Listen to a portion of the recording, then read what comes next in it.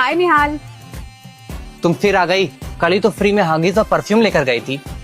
हाँ तो मेरे बॉयफ्रेंड का दुकान है, जब मेरा दिल करेगा तब आऊंगी। बॉयफ्रेंड हो, हस्बैंड नहीं। शादी हो गई हमारी। मतलब तुम मुझसे शादी नहीं करोगे? हाँ करूंगा ना। किसकी शादी हो रही है? अरे बाप रे, इसकी। ये क्या हो गया? बैगन। नहीं नहीं नहीं, इसकी सहेली की। क्या चाहिए? वो मुझे फेशियल किट चाहिए।